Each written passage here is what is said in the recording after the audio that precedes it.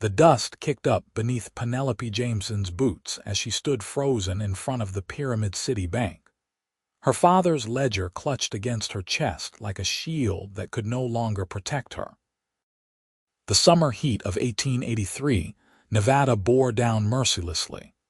But it was nothing compared to the cold dread pooling in her stomach as banker Harold Prescott's voice cut through the desert air like a whip crack.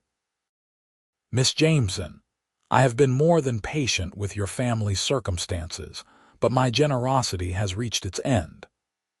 Prescott stood on the wooden boardwalk, his expensive Eastern suit somehow remaining pristine, despite the perpetual dust that coated everything in Pyramid City. "Your father took out that loan with full knowledge of the terms. The fact that he passed before repaying it does not absolve you of the debt." Penelope's throat tightened. "Mr. Prescott, I have been working every day at the general store. I have sold nearly everything of value we owned. I just need another month, maybe two. The ranch is finally starting to produce again, and I can—" "The ranch." Prescott's laugh was sharp and humorless.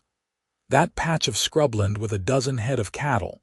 Miss Jameson, you owe this bank $800. At your current rate of repayment, you will be an old woman before that debt is satisfied. $800. The number had haunted Penelope's dreams for the 6 months since her father died from pneumonia, leaving her alone at 22 with nothing but debt, and a struggling cattle ranch 5 miles outside town. She had watched her father work himself into an early grave trying to make something of that land, taking out loan after loan to keep them fed through the harsh winters and brutal summers. "I will pay you," she said, hating how her voice trembled. "I give you my word, Mr. Prescott. I just need time." "Time?" Prescott stepped closer, and several townspeople had stopped to watch the confrontation. Penelope felt her cheeks burn with humiliation. "I gave you time, Miss Jameson, 6 months of it. The note came due today, and you stand before me with empty hands and empty promises." He pulled a folded document from his jacket. "I have here the deed transfer papers. You will sign over the ranch to the bank today, or I will have the sheriff escort you to jail for failure to repay your debts."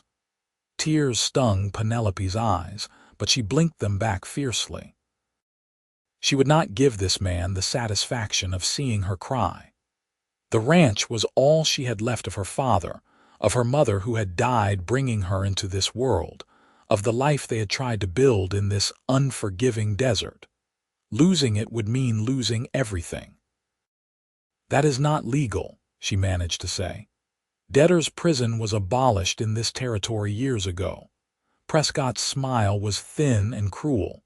"Perhaps, but I am sure we can find some other charges to make stick. Trespassing on bank property, perhaps, once that deed is transferred. Or theft, if you attempt to take any livestock or goods that rightfully belong to my institution." He held out an expensive fountain pen. "Sign, Miss Jameson. At least this way you will have your freedom, if not your home." Penelope's hand shook as she reached for the pen. What choice did she have? She could not fight a man with Prescott's money and influence. She could not earn $800 in a year, let alone produce it today. The ranch would barely fetch half that amount if sold properly, but Prescott knew she was desperate. He had probably planned this from the beginning, waiting like a vulture for her to fail so he could seize the land for a fraction of its worth. Her fingers had just touched the pen when a shadow fell across them both. "That will not be necessary." The voice was deep and steady, with the slight drawl of a man who had spent his life under open skies. Penelope looked up to find a cowboy standing beside her, tall and broad-shouldered, with sun-weathered skin and eyes the color of stormy skies.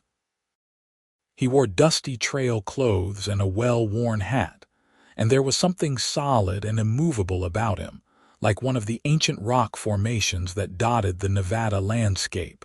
Prescott's expression soured. "This is a private matter, Mr. Yates. I suggest you move along." "Fletcher Yates," the cowboy said, not to Prescott but to Penelope, touching the brim of his hat in greeting. Then he turned those storm-gray eyes on the banker. "And I disagree, Prescott.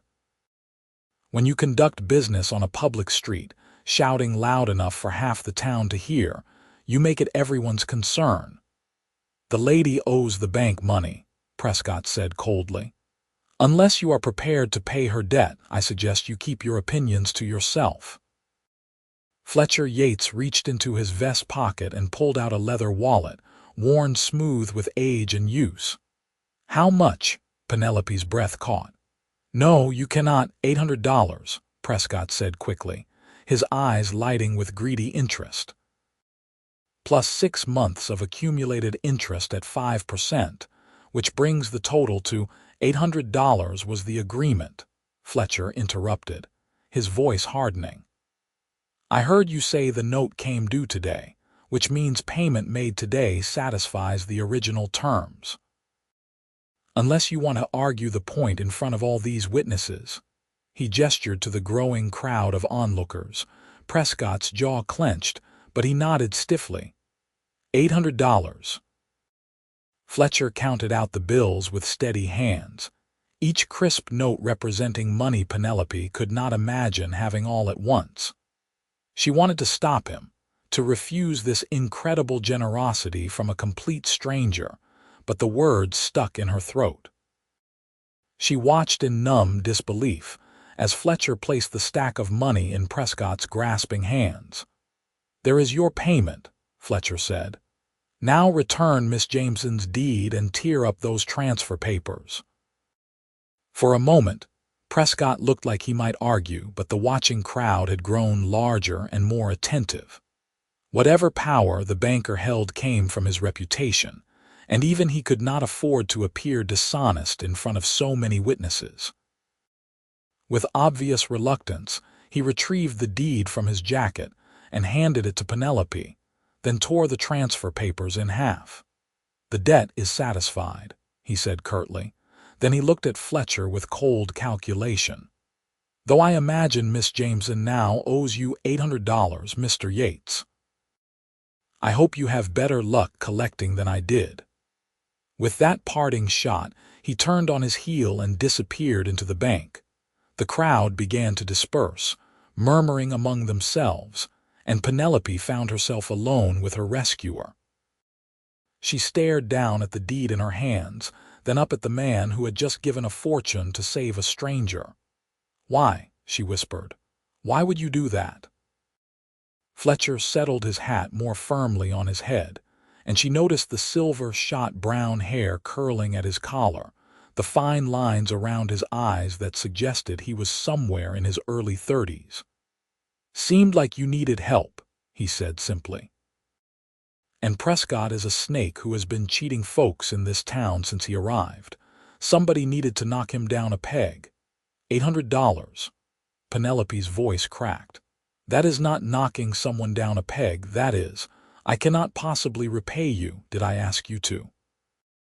Fletcher's expression softened slightly. "Consider it a gift, Miss Jameson. A gift." She almost laughed at the absurdity. "No one gives away $800 as a gift to a stranger. What do you want? The ranch? Because I have to tell you it is barely worth half what you just paid." Something flickered in Fletcher's eyes, hurt perhaps, and Penelope immediately regretted her harsh words. But desperation and pride made for a bitter combination, and she could not shake the feeling that she had simply traded one form of debt for another. "I do not want your ranch," Fletcher said quietly. "And I do not want repayment. I want you to have a chance to make something of the life your father tried to build for you." He tipped his hat again. "Good day, Miss Jameson. I hope things improve for you." He turned to leave, and panic seized Penelope's chest. She could not let him walk away, could not accept such an enormous debt and give nothing in return. "Wait," she hurried after him, nearly tripping over her skirts. "Mr. Yates, please. I cannot just let you go. You saved my home, my livelihood, everything. The least I can do is offer you dinner. Do you have somewhere to stay?" Fletcher paused, looking back at her with an unreadable expression. "I was planning to get a room at the boarding house." "Then you will stay at the ranch," Penelope said firmly, making the decision even as she spoke. "We have a spare room in the house. It is not much, but it is clean and the roof does not leak, and I am a decent cook. You can stay as long as you need while you are in Pyramid City. Please." "It is the very least I can offer." For a long moment, Fletcher studied her face, and Penelope had the unsettling sensation of being truly seen. Not assessed for her value or judged for her poverty, but genuinely seen as a person. It was a feeling she had almost forgotten in the months since her father's death, when every interaction seemed to revolve around debt and desperation. "All right," Fletcher said finally. "I appreciate the offer, Miss Jameson. Truth is, I am between jobs at the moment and a quiet place to rest would suit me fine." Relief flooded through her, though she could not entirely explain why. "Call me Penelope, please. After what you just did, I think we are past formalities." She managed a smile, the first genuine one in longer than she could remember. "Do you have a horse? It is about 5 miles to the ranch." "I do. He is at the livery." Fletcher gestured down the street. "Shall we?" They walked together through Pyramid City's dusty Main Street, past the saloon and the general store where Penelope worked 3 days a week, past the church and the schoolhouse. The afternoon sun beat down relentlessly, turning the desert landscape into a shimmering ocean of heat and light. Penelope found herself acutely aware of Fletcher's presence beside her, the quiet confidence in his stride, the way people nodded respectfully as they passed. "Have you been in Pyramid City before?" she asked, breaking the comfortable silence. "Once or twice passing through," Fletcher said. "I've been working cattle drives mostly, moving herds from Texas up to the railroad. But I am getting a bit old for spending months in the saddle eating dust and dodging stampedes." He gave her a slight smile. "Thought I might settle somewhere, find steadier work." "There is not much steady work in Pyramid City," Penelope said honestly. "The silver mines mostly played out years ago. Now it is just ranching and a little farming where there is water. It is a hard life. I am used to hard lives." They reached the livery, and Fletcher disappeared inside, emerging a moment later with a handsome bay gelding. The horse was well cared for, his coat glossy despite the dust, his tack sturdy but worn from long use. "Miss Jameson, meet Duncan. He has carried me from Texas to Montana and everywhere in between." Penelope stroked the horse's soft nose, and Duncan whuffed gently into her palm. "He is beautiful. My horse is at the ranch. We can both ride him if you do not mind riding double, otherwise I can walk." "Duncan can carry us both easily," Fletcher said. He swung into the saddle with practiced grace, then offered Penelope his hand. She hesitated only a moment before accepting, acutely aware of the strength in his calloused palm as he pulled her up behind him. She had to wrap her arms around his waist to keep her seat, and she felt her face heat at the impropriety of it. But practicality outweighed propriety when you lived in the desert, and no one in Pyramid City would judge her for sharing a horse. They rode out of town heading south, following the dusty trail that wound between rocky hills dotted with sagebrush and Joshua trees. The silence between them felt companionable rather than awkward, broken only by the steady rhythm of Duncan's hooves and the occasional call of a hawk circling overhead. "Tell me about your ranch," Fletcher said after a while. Penelope rested her cheek against his shoulder, too tired to worry about appearances. "It is called the Jameson Ranch, though that is probably grander than it deserves. My father homesteaded there 15 years ago, before I was old enough to remember the journey from Missouri. There is a creek that runs through the property, spring-fed so it never fully dries up even in the worst droughts. That is what makes the land valuable, that water. We have about 160 acres, maybe a dozen head of cattle, a few chickens, and a vegetable garden that my mother planted before she died. She has been gone a long time. Fletcher's voice was gentle. She died giving birth to me. My father raised me alone. Penelope's throat tightened. He was a good man, but the land broke him. Year after year of barely scraping by, taking out loans to buy cattle or seed, losing animals to drought or disease. He worked himself to death trying to make that ranch succeed, and all he left me was debt. He left you more than that, Fletcher said. He left you strength and determination. Not many people would have fought as hard as you did these past months. Prescott expected you to fold immediately. The fact that you kept going, kept working, kept trying to save your home, that is something.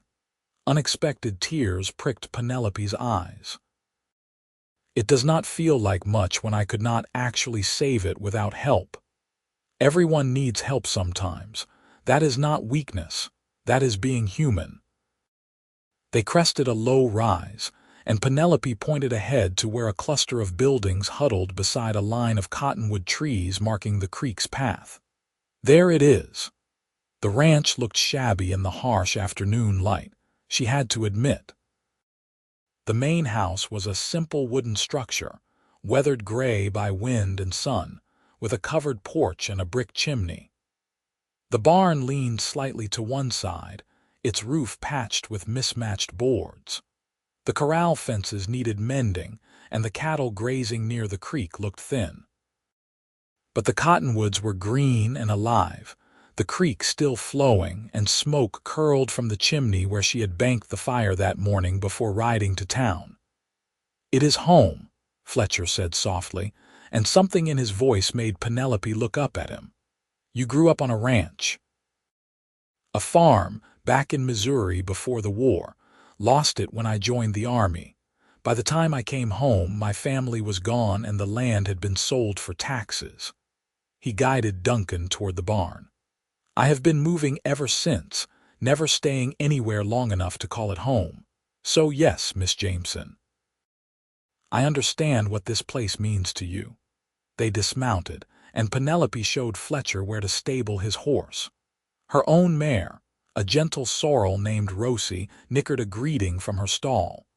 The barn smelled of hay and horses and dust, familiar and comforting. Fletcher tended to Duncan with the ease of long practice, removing the saddle and bridle, checking hooves and fetlocks, making sure the horse had water and a measure of grain. "You have traveled light," Penelope observed, noting the single worn saddle bag that held Fletcher's possessions. "When you live on the trail, you learn not to carry more than you need." Fletcher hoisted the saddle bag over his shoulder. "Shall we?" The house was cool and dim after the blazing sunlight, and Penelope felt some of the tension leave her shoulders as she stepped inside. This was her space, her sanctuary. The main room served as kitchen and living area, with her father's rocking chair still positioned near the fireplace.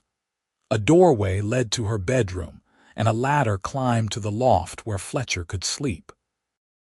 "It is not much," she said, suddenly seeing the shabby furniture and plain walls through a stranger's eyes. "It is honest," Fletcher said. "That is worth more than fancy furniture." He set his saddle bag near the ladder.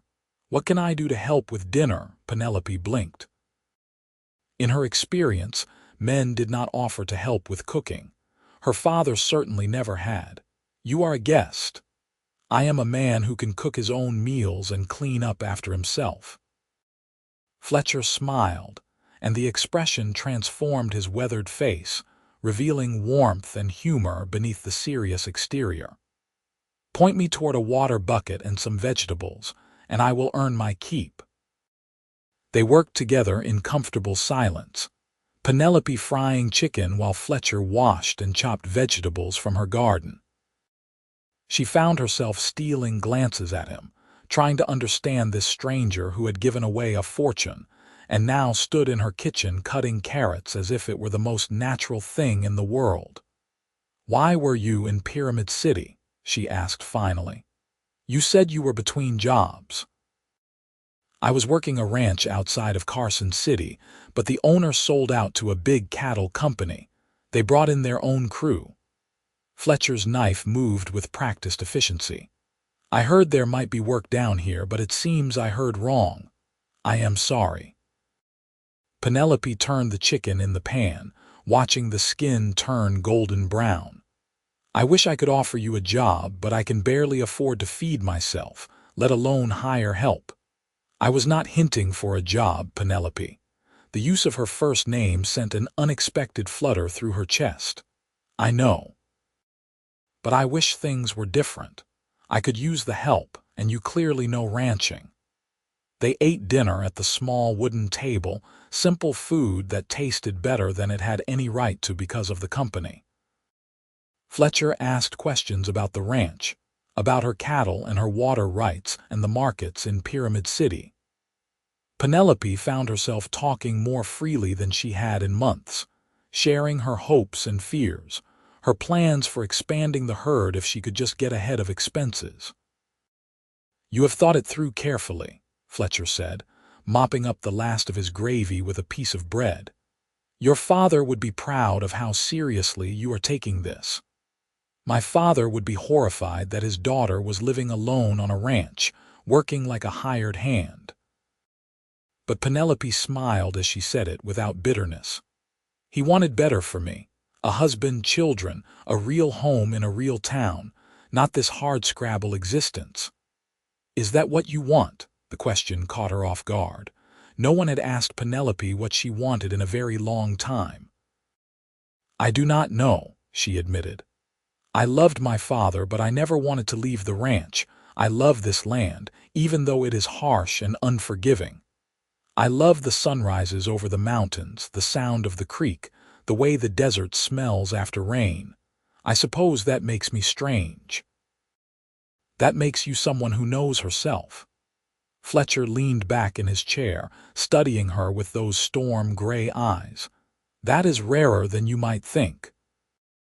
That night, Penelope lay in her narrow bed listening to the familiar sounds of the house settling.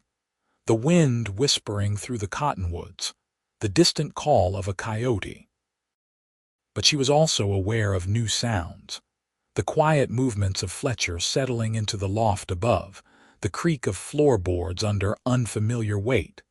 For the first time in months, she did not feel entirely alone in the house.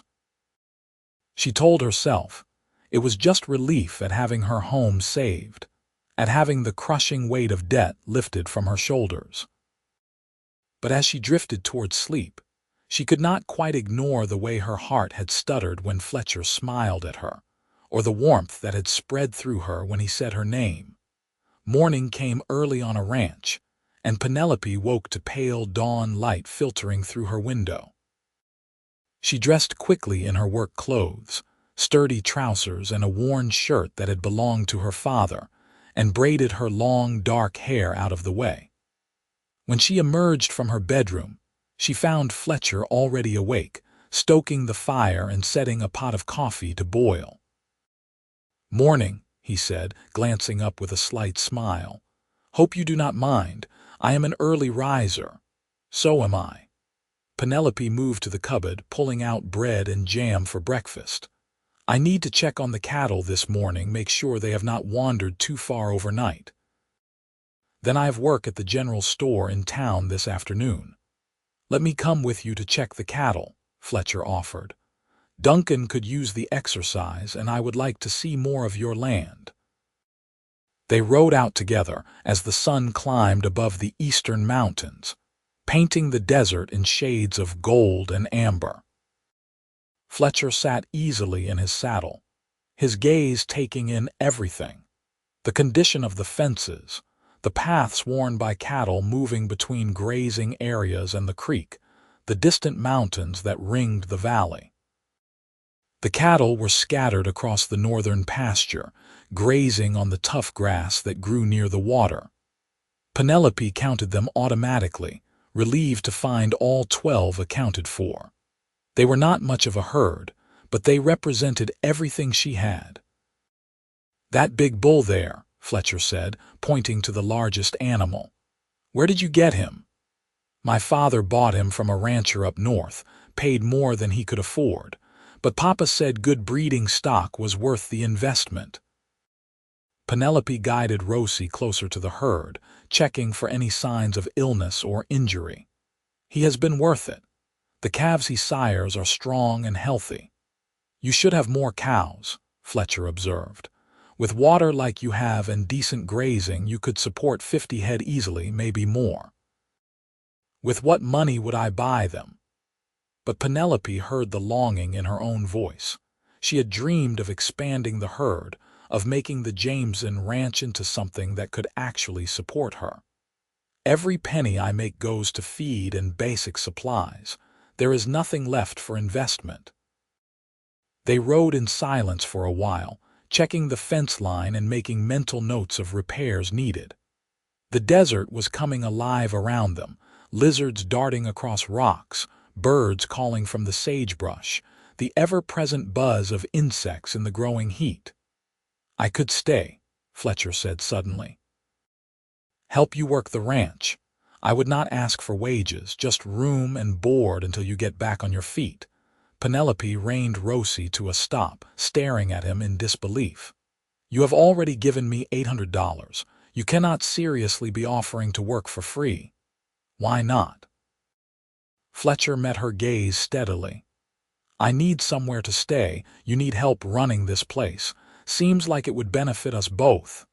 "It would benefit me," Penelope corrected. "What do you get out of it besides a roof and meals?" Fletcher was quiet for a long moment, and something shifted in his expression, something vulnerable beneath the weathered exterior. "A place to belong, even if just for a while. A chance to do work that matters, building something instead of just drifting from one job to the next." "Is that so hard to believe?" Penelope's chest tightened.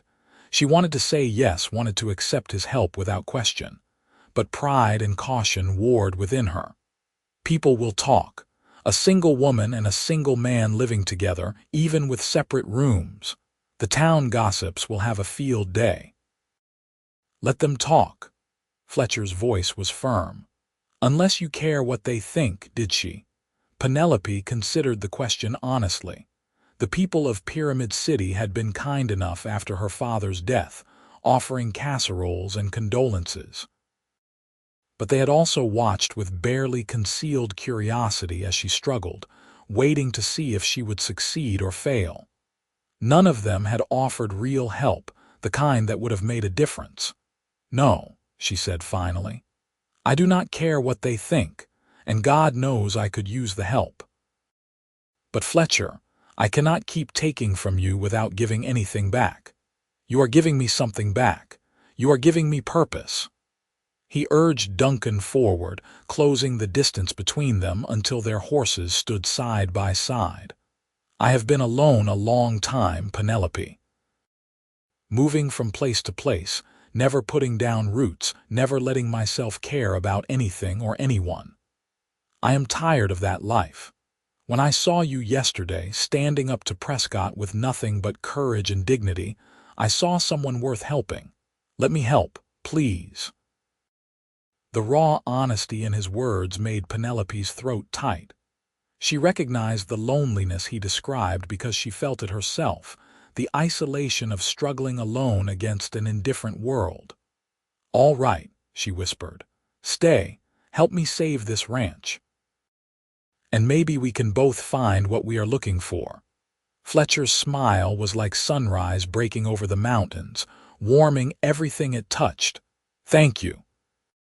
They rode back to the ranch in companionable silence, but something had shifted between them, a connection forged in mutual understanding and shared purpose. Penelope felt lighter than she had in months, as if Fletcher's presence had somehow lifted a weight she had not fully realized she was carrying. The days that followed fell into a comfortable rhythm. Fletcher proved to be exactly what he had claimed, an experienced ranch hand who could turn his hand to any task. He repaired the sagging barn roof, mended miles of fence line, and helped Penelope work her small vegetable garden until it flourished under their combined care. In the evenings, they sat on the porch and talked as the desert cooled around them, sharing stories of their lives and dreams. Penelope learned that Fletcher had grown up the youngest of 4 brothers, that he had fought in the war and carried scars both visible and hidden from that experience. He told her about the cattle drives he had worked, the places he had seen, the harsh beauty of the open range. He spoke carefully about the losses he had endured, his family gone and his youthful dreams buried beneath years of hard living. In turn, Penelope shared memories of her father, of growing up on the ranch with only books and imagination for company. She told Fletcher about her mother, piecing together a picture from the few things her father had been willing to share. She admitted her fears about the future, about whether she was strong enough to hold on to this land that meant everything to her. "You are strong enough," Fletcher said one evening, rocking gently in her father's old chair. "You have already proven that just by surviving this long." "I did not survive it," Penelope reminded him. "You saved me. I gave you money to satisfy a debt, but you are the one who kept fighting all those months before I showed up. You are the one who has been running this ranch alone. Do not sell yourself short, Penelope Jameson." 3 weeks after Fletcher's arrival, Penelope rode into Pyramid City for her shift at the general store. Mrs. Henderson, who owned the store with her husband, greeted Penelope with barely suppressed curiosity. "So the rumors are true?" she asked, not bothering with pleasantries. "You have a man living with you at the ranch." Penelope felt her face heat, but she kept her voice level. "Mr. Yates is helping me with the ranch work in exchange for room and board. It is a business arrangement." "Is it?" Mrs. Henderson's eyebrows rose. "That is not what people are saying." "They are saying he paid off your debt to the bank. $800, all at once. That is an awful lot of money for a stranger to spend on a simple business arrangement. What people say is their business. What happens at my ranch is mine." Penelope tied on her work apron with sharp, angry movements. "Now, did you need me to stock the shelves or mind the counter today?" Mrs. Henderson had the grace to look abashed. "Stock the shelves, please, and Penelope, I did not mean any offense. I just worry about you, alone out there with a man you barely know." Penelope's anger faded as quickly as it had come. Mrs. Henderson was genuinely concerned, not just gossiping for entertainment. "I appreciate that. But Fletcher Yates is a good man. He has been nothing but respectful and helpful. I am lucky to have his assistance." She spent the afternoon organizing canned goods and dry goods, weighing out flour and sugar for customers, and trying not to think about the town gossip. But the words followed her home like shadows, making her hyper-aware of every interaction with Fletcher that evening. He noticed her distraction immediately. "What is wrong?" They were washing dishes after dinner, falling into the easy partnership they had developed. Penelope scrubbed a plate harder than necessary. "The town is talking about us, about you living here, about the money you paid Prescott. Mrs. Henderson practically accused me of impropriety today." Fletcher was quiet for a moment, carefully drying the plate she handed him. "Does that bother you?" "Yes. No, I do not know." Penelope set down the plate she was washing and turned to face him. "I told her it was a business arrangement, that you are working in exchange for room and board, but that is not really true, is it? You have done far more work than 3 weeks of meals and a loft bed could possibly be worth. And you paid my debt. So what is this, Fletcher? What are we doing here?" The question hung in the air between them, heavy with implications neither had been willing to voice until now. Fletcher set down his dish towel, his storm-gray eyes searching her face. "I do not know what you are doing," he said slowly, "but I know what I am doing.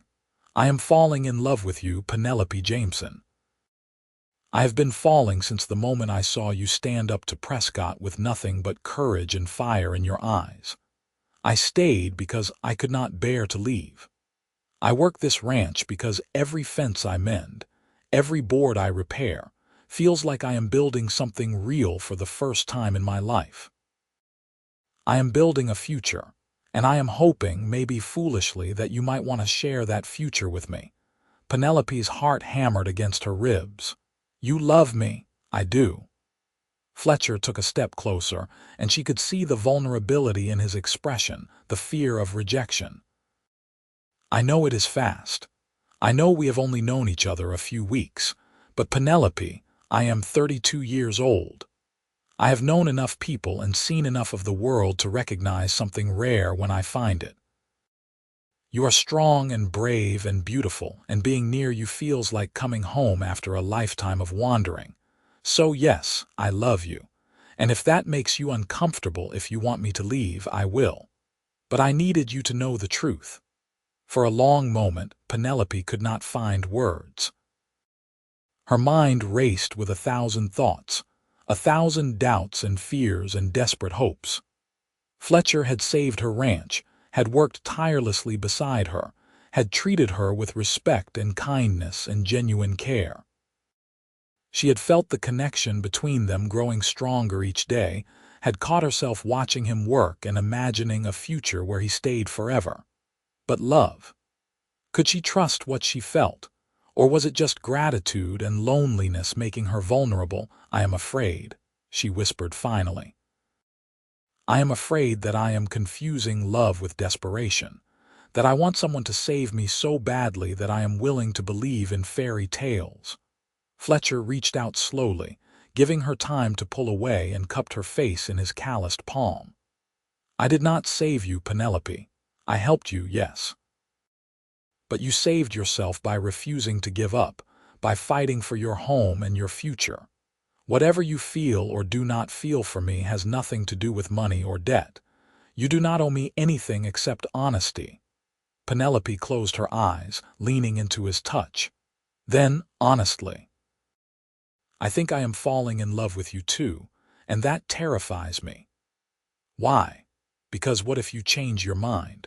What if you wake up one morning and realize that living on a struggling ranch with a woman who has nothing to offer is not what you want?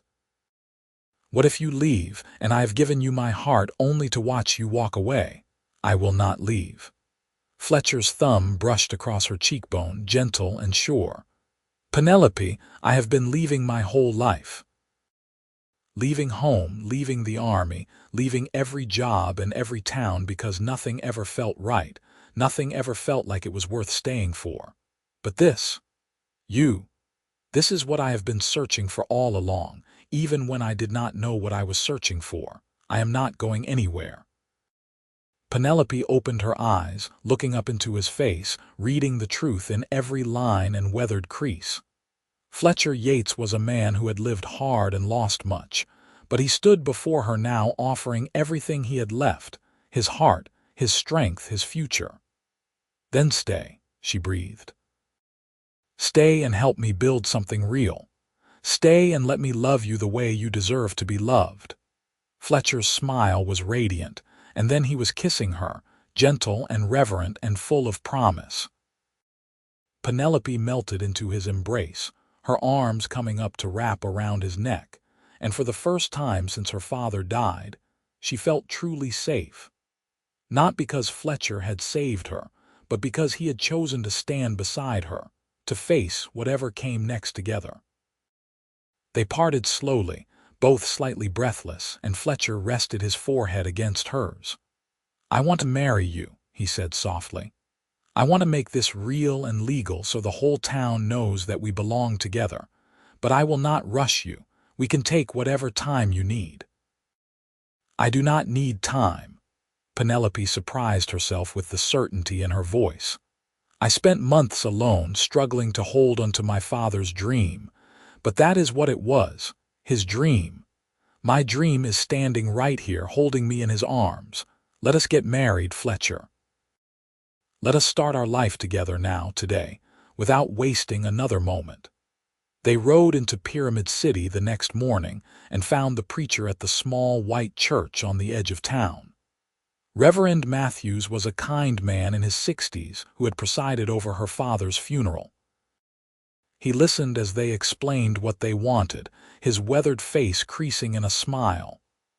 "I have been hoping you would find happiness again, Miss Jameson," he said warmly. "Mr. Yates, you are a fortunate man." "I know it, Reverend."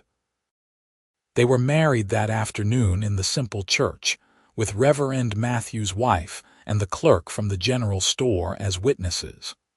Penelope wore the only good dress she owned, a simple blue cotton that had been her mother's. Fletcher wore clean trail clothes, his silver-shot brown hair combed back and his face freshly shaved. He held her hands gently as they spoke their vows, his storm-gray eyes never leaving her face. "I promise to stand beside you in good times and bad," Fletcher said, his voice steady and sure. "To work this land with you, to build a life with you, to love you faithfully until my last breath. You are my home, Penelope. You are everything I have been searching for." Penelope's voice trembled but did not break. "I promise to trust you, to let you share my burdens as I will share yours. To build a future together, to create something beautiful from this harsh land. You gave me hope when I had none left. You showed me that I did not have to face the world alone. I love you, Fletcher Yates, and I will love you always." Reverend Matthews pronounced them husband and wife, and when Fletcher kissed her, Penelope felt tears of joy slip down her cheeks.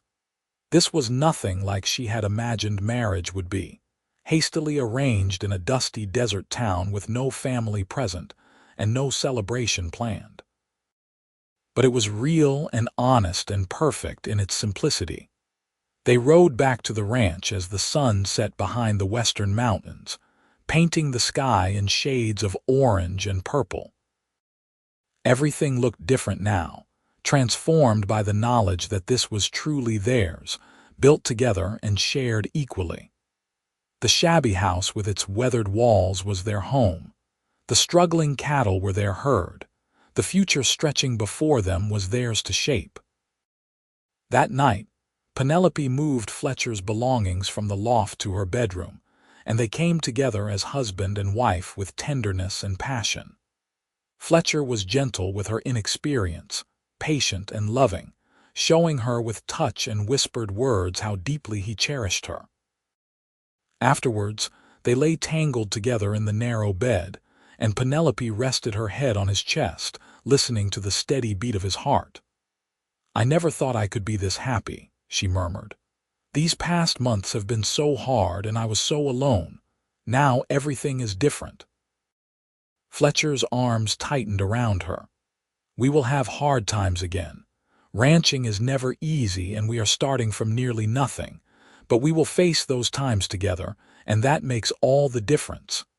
The months that followed proved Fletcher right on both counts. The work was brutally hard, made harder by their determination to expand the operation.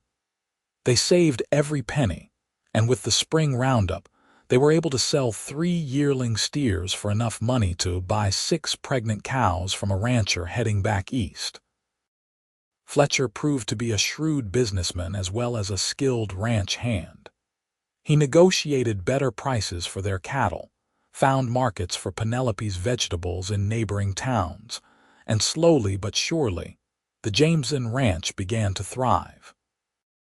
The herd grew, the fences were repaired and strengthened, and they even managed to add a proper addition to the house, giving them a larger bedroom and a separate dining area. The town gossip eventually faded as people accepted Fletcher's presence and saw the genuine love between the newlyweds. Mrs. Henderson apologized for her earlier suspicions and became a friend, often stopping by the ranch with fresh bread or news from town.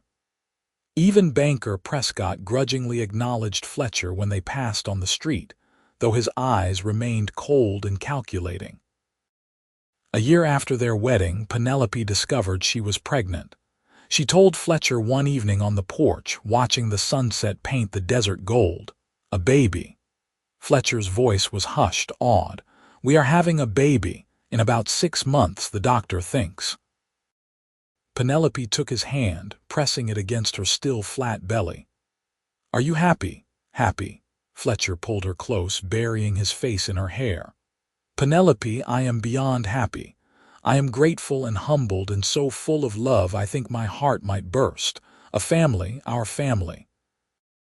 Their son was born in early spring, delivered by the midwife with Fletcher pacing anxiously outside. Penelope endured the pain with gritted teeth, thinking of her mother who had died bringing her into the world, praying that history would not repeat itself. But the birth, though difficult, was successful, and when Fletcher was finally allowed into the room, he found Penelope exhausted but alive, cradling a red-faced, squalling infant. "Say hello to your papa," she whispered, holding out their son. Fletcher took the baby with trembling hands, his weathered face transformed by wonder. "He is perfect," he breathed. "Absolutely perfect. What should we name him?" They had discussed names during the pregnancy, but looking at their son now, only one felt right. "Thomas," Penelope said. "After my father. Thomas Fletcher Yates." "Thomas," Fletcher repeated, and the baby quieted at his father's voice, tiny fists waving in the air. "Welcome to the world, little man. Welcome home." The years flowed like the spring-fed creek, steady and life-giving. Thomas grew into a sturdy, curious boy who loved nothing more than following his father around the ranch, mimicking Fletcher's confident stride and peppering him with endless questions. 2 years after Thomas, Penelope gave birth to twin girls, Sarah and Emma, who brought chaos and laughter into their home. The ranch continued to prosper under Fletcher and Penelope's combined efforts. They expanded the herd to 50 head of cattle, bought more land from a neighbor who was selling out, and established themselves as respected members of the Pyramid City community. Fletcher served on the town council, helping make decisions about new schools and roads. Penelope organized a women's group that raised money for a proper library and supported families struggling with the harsh realities of desert life. On their 10th wedding anniversary, Fletcher presented Penelope with a gift, a beautiful new rocking chair carved from oak with their initials intertwined on the back. "To replace your father's old chair," he explained as Penelope ran her fingers over the smooth wood. "Though I hope you know that his memory is always honored here. He built the foundation. We just kept building on it." Penelope's eyes filled with tears. Her father would have loved Fletcher, would have been so proud of what they had created together. "It is perfect," she whispered. "Just like our life." They sat together on the porch that evening, watching Thomas chase the twins through the yard while the sun set behind the mountains. The house behind them was solid and expanded multiple times to accommodate their growing family. The barn stood straight and true, sheltering a dozen horses and the tools of their trade. The pastures were green with spring grass, dotted with healthy cattle. "You ever regret it?" Penelope asked softly. "Spending that $800 on a desperate stranger?" "You could have used that money to start your own ranch, to build whatever life you wanted." Fletcher took her hand, threading his fingers through hers. "I did use it to build the life I wanted. I used it to save the woman I loved, even though I did not know I loved her yet. I used it to find my home and my purpose. Best $800 I ever spent." "I still think you are crazy," Penelope said, but she was smiling. "Who sees a woman being threatened by a banker and decides to give away a fortune?" Someone who recognized his future when he saw it. Fletcher pulled her close, and she nestled against his shoulder, breathing in the familiar scent of him, leather and sage and desert sun. Someone who was tired of wandering and ready to put down roots. someone who needed you just as much as you needed him, even if neither of us knew it yet. Thomas ran up to the porch out of breath and grinning. "Papa, Mama, can we go riding tomorrow? You promised you would teach me to rope." "I did promise that, did not I?" Fletcher smiled at his son. "All right, first thing in the morning, but now it is time to get your sisters inside for dinner. Think you can round them up?" "Yes, sir." Thomas darted off, whooping like a cowboy, and the twins squealed with delight as he chased them toward the house. Fletcher and Penelope followed more slowly, hand in hand. Inside, the house was warm and bright, filled with the sounds of children laughing and playing. Penelope stood in the doorway for a moment, taking it all in. The long table Fletcher had built, scarred now with years of family meals, the curtains she had sewn hanging at the windows, the toys scattered across the floor, the photographs on the walls documenting their life together. This was what they had built from desperation and courage, and $800 that a stranger had been willing to risk on hope. This was the life that had seemed impossible a decade ago, when she stood frozen with fear on Pyramid City's dusty street, facing ruin and defeat. "Thank you," she whispered to Fletcher, "for seeing something worth saving when you looked at me, for staying when you could have walked away, for loving me." Fletcher cupped her face in his hands, his storm-gray eyes warm with affection. "Thank you for letting me stay. For trusting me when you had no reason to, for building this incredible life with me." He kissed her softly, a kiss that held a decade of shared joys and struggles, of passion and partnership. "I love you, Penelope Yates. I love you too." They went inside together to wrangle their children and prepare dinner, to live the beautifully ordinary life they had fought so hard to create. Outside, the desert night fell gently over the Jameson ranch, stars emerging like diamonds scattered across black velvet. The spring-fed creek whispered its eternal song, and somewhere in the darkness, cattle lowed contentedly. Fletcher and Penelope's story became the stuff of local legend in Pyramid City, told and retold by the old-timers who remembered that day at the bank. They spoke of the cowboy who had paid a stranger's debt and found love in return, of the determined young woman who had refused to give up on her father's dream, of the family they had built together against all odds. But for Fletcher and Penelope themselves, the story was simpler and more profound. It was about two lonely people who found each other at exactly the right moment, who chose to trust and hope and love when it would have been easier to walk away.